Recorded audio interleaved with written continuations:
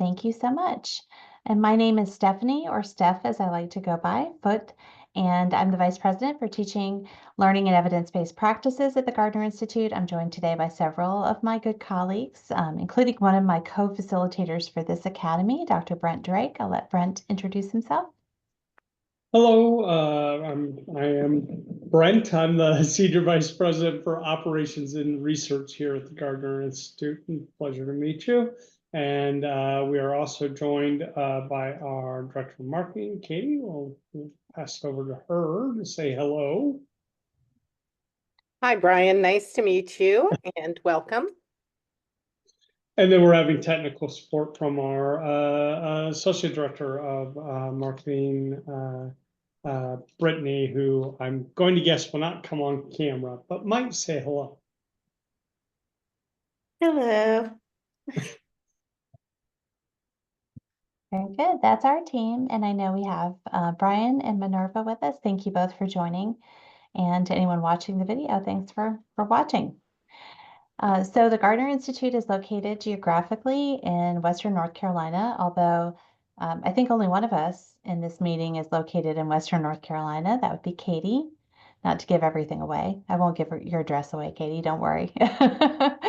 But geographically, that's where we're located, but our staff is dispersed across the country, and we're a 25-year-old nonprofit organization. We work with institutions to close the equity gaps to ensure that all students have the opportunity to earn a credential. So not just to be admitted to institutions of higher education, but to be able to finish and earn a degree. And we do that in a lot of different ways, and Katie will share with you some of those services that we provide at the end of this session.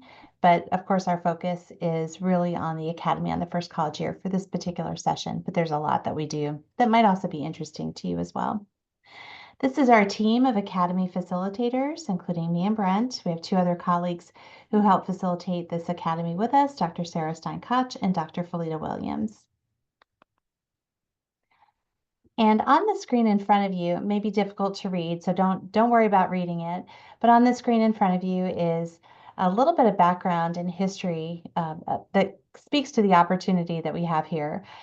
These are pieces of literature that came from the past. One of them on the right-hand side is a screenshot of a publication, one of the first publications about the outcomes associated with first-year seminars. It was published in 1928, so it was documenting early first-year seminars in the late 1800s and early 1900s.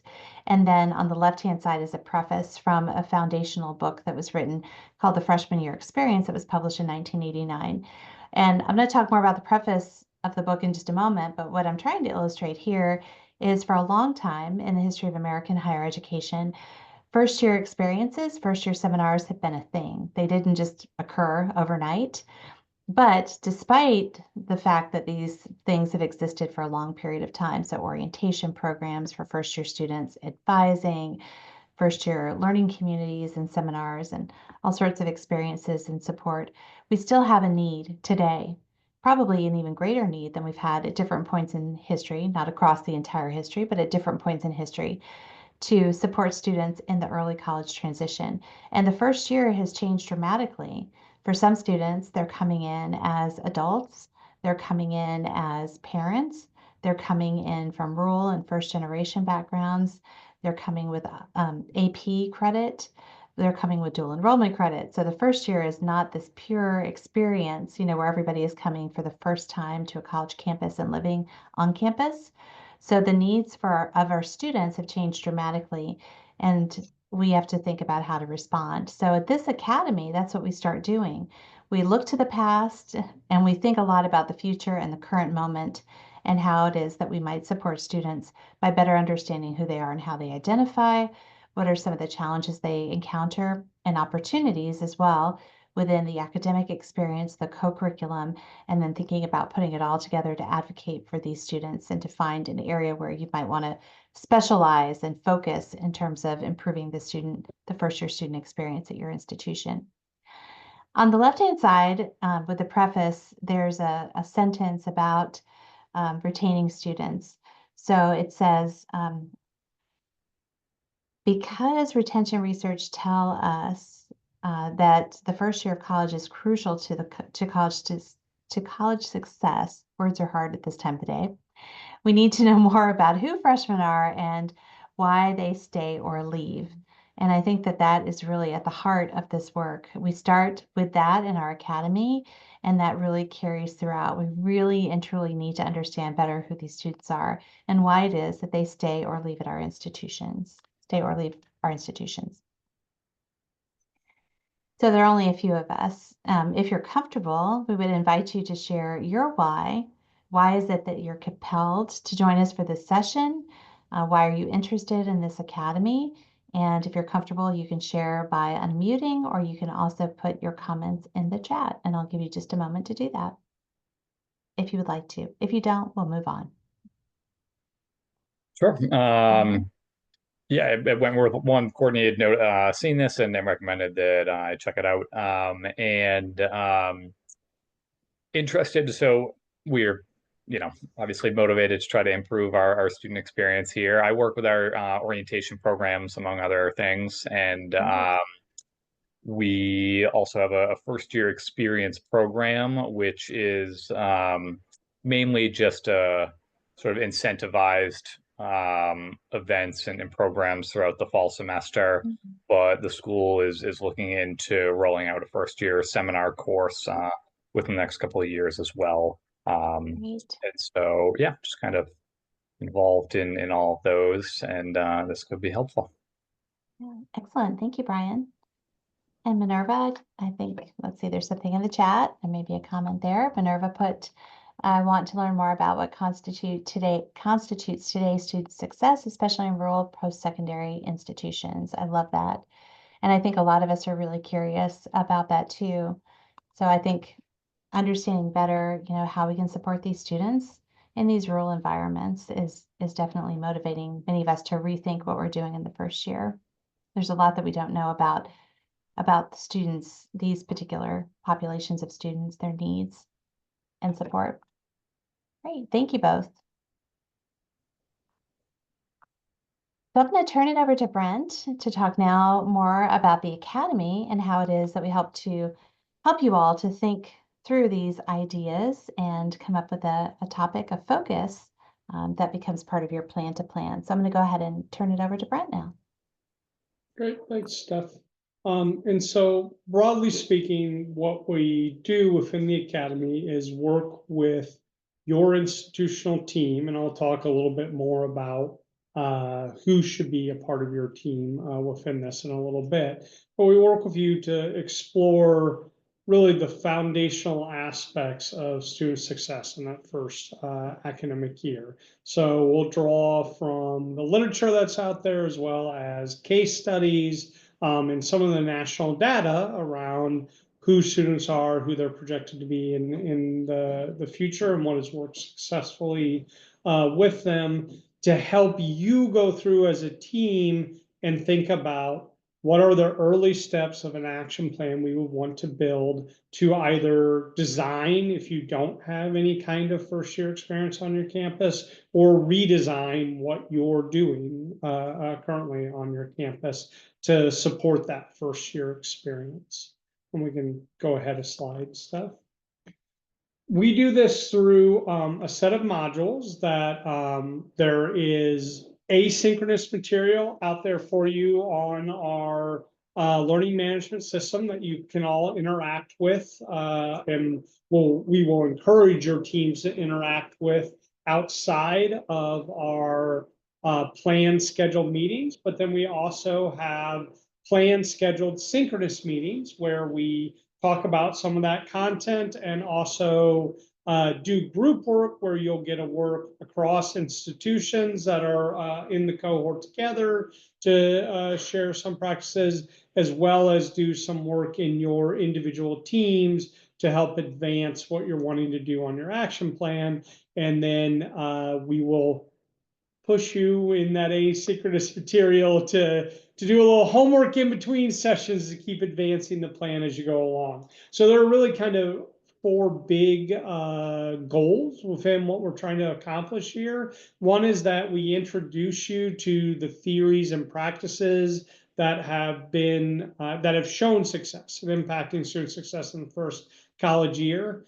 We work with you to talk about who students are more likely to be in the future at institutions, and getting you to think about how you identify who your students are that you're serving now and will likely be serving in the future at your institution. We get you to start thinking about where your capacities are as an institution that helps you develop an effective first year experience for your students. And then, as we've now mentioned, I know I've said it at least 4 times now, we help you drive towards building a plan to plan, an initial action plan on what you're going to want to revise or build in your curricular and co-curricular experience for your students in that first college year. And that's really the big deliverable of this as you come out of it. As you finish this academy with us, you will have that plan to plan, those initial steps of what is it we want to do, who needs to be involved, what is our timeline for it, what are the first steps we need to take to make this happen.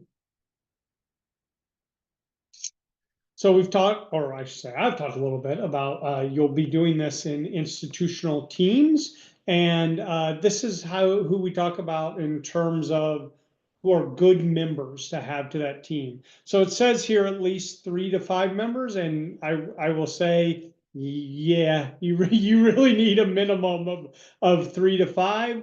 But we typically see most of our teams running somewhere between 8 to 12 members at an institution, depending on your size and who all you can get involved. But kind of the guiding principle we say for that is it really ought to be anyone who cares about that first college year experience for your students with this. So obviously it's going to be your faculty who teach those introductory courses in the core curriculum, or teach first year seminars. You'll see one of our modules is entirely focused around what that academic experience is for students.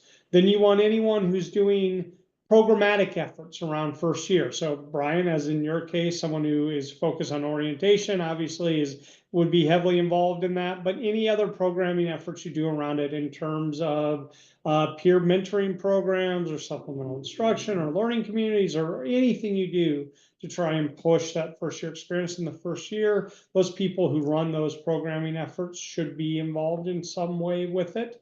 We also recommend involving a member of the institutional research staff on it, because we talk about various data elements throughout this in terms of who your students are, what their outcomes are like, what it looks like in their academic experience in the first year. And that will naturally lead to questions about, hey, how can we access that information to help us better shape this?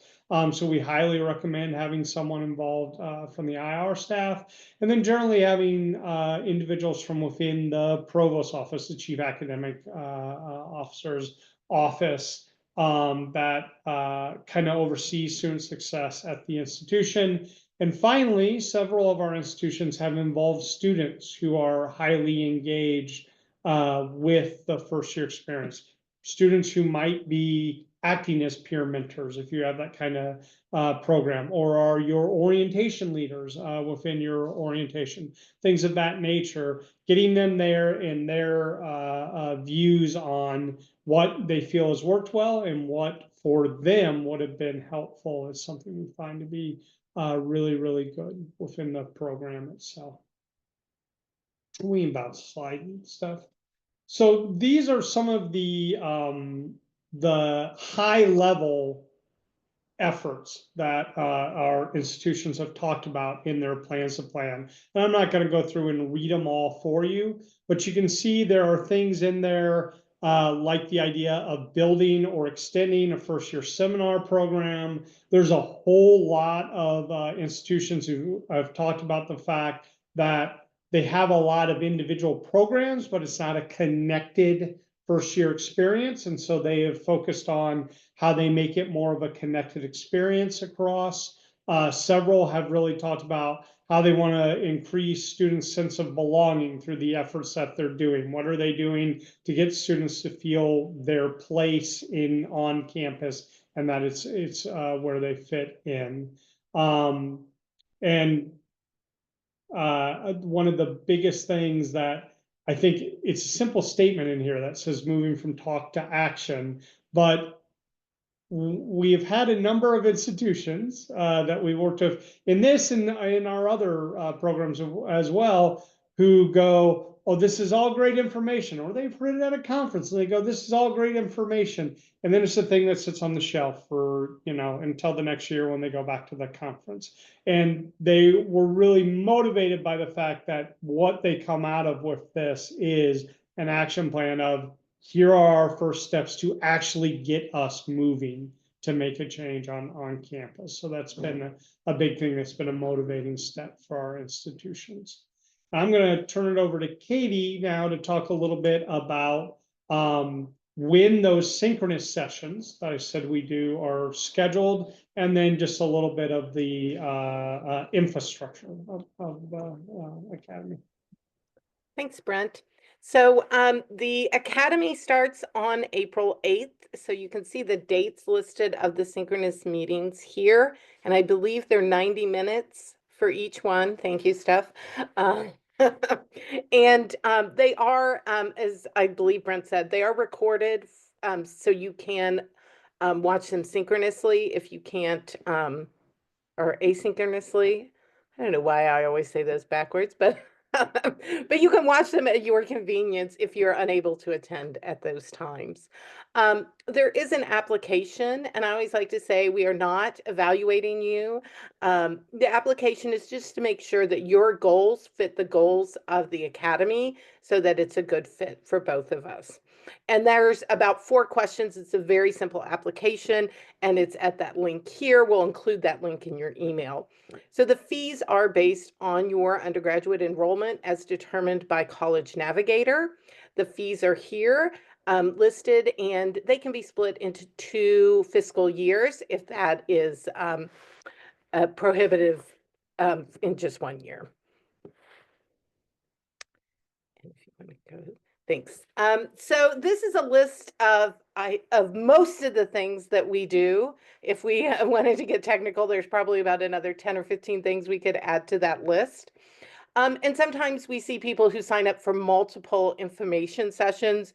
Right now, we are accepting applications for 3 different academies. So it can get a little confusing if you get a lot of emails from us, as I know some of you do.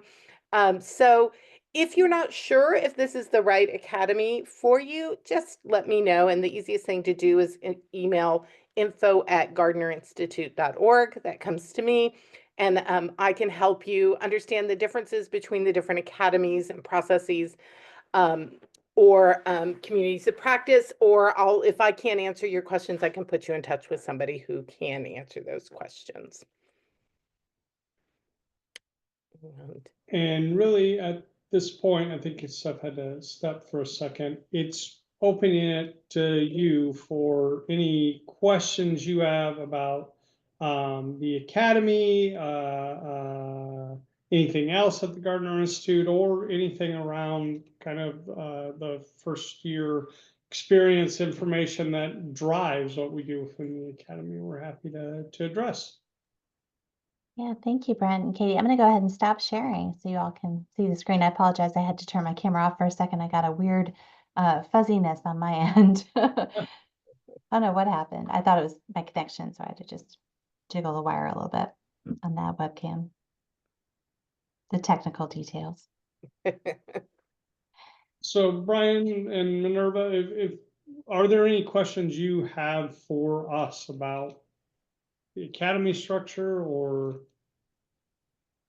the state of the ongoing multiverse? So, we're going to keep it broad here. I apologize if I missed this, but is this particular one on the first year just offered once per year, or do you do it multiple times? Yeah, that's a great question. Yeah, the intention is that it is just offered in the spring each year. Admittedly, we have had a couple years where we had enough institutions that expressed a strong interest in being in the fall that we wound up offering the fall. But the intention is that we would run this once a year. And Katie showed the one slide that had some of our other academies. And what we're trying to do is kind of offer a set of them in the fall and a set in the spring, so that there's always something out there for people to be working on, and also so that we're not trying to do everything at once and absolutely killing ourselves. So Yeah. Okay. And I So we're will doing just, it. oh, sorry, Steph, go Oh, ahead. no, go ahead, Katie. I was just going to say, we do also have in the fall, we have our symposium, which does have a Yeah, first that's what I was going year. to mention too. I'm the same. So it's a part workshop and then part conference. Okay. Certainly won't take you to the level, the depth that this would, but it is an option. Okay.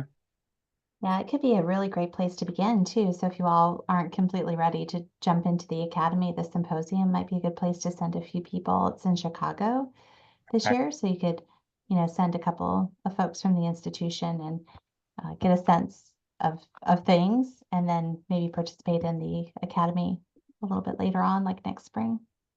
Minerva put a question in the chat. In the academy, do you tie the KPIs to first year experiences? So key performance indicators to first year experiences. So we don't do that in this academy. However, we do have a first year redesign process where we do some of that, where you do more of an institutional self-study and you engage lots of different teams in that process, and you're evaluating what's happening and thinking aspirationally about what you would do differently. So we don't use like a set of KPIs, key performance indicators, for this academy in particular that we instead, connect. we kind of focus around kind of 4 broad areas of the first year experience. Knowing your students, what their academic experience is like, what their co-curricular experience is like, and then how you're communicating all of that to them in terms of what is offered to them. So those are kind of the broad areas we focus on within each of the modules. And then there are a set of prompts to get you to think about what you're doing in your space.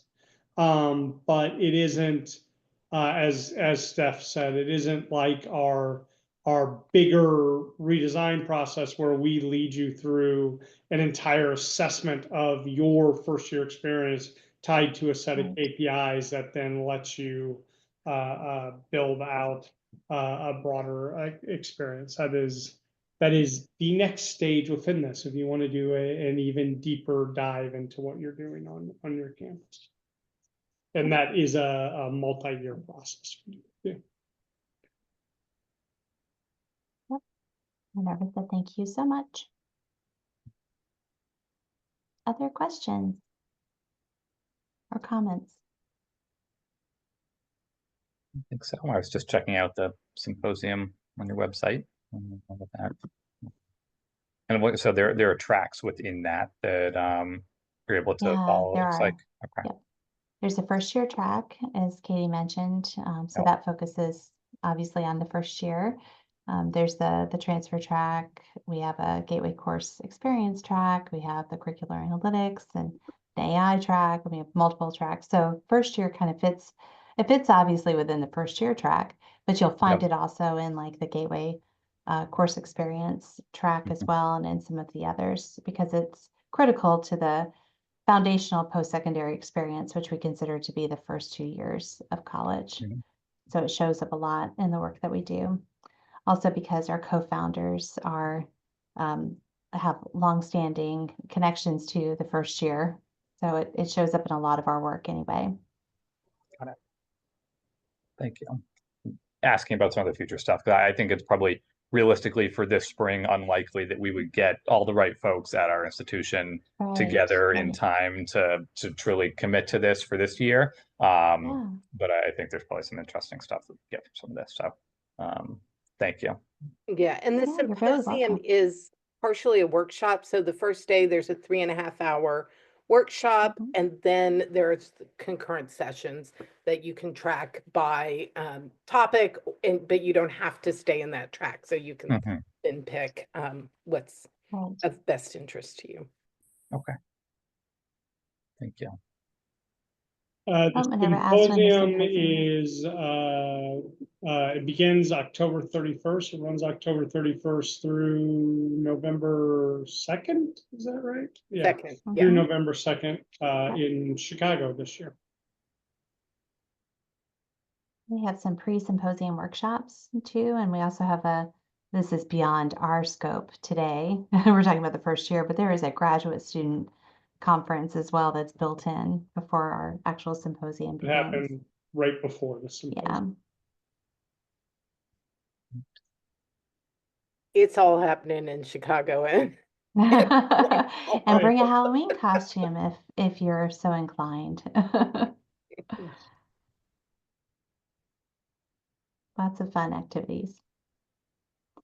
Well, we'll go ahead and stop the recording and hang out for a few minutes. If there are other questions you'd like to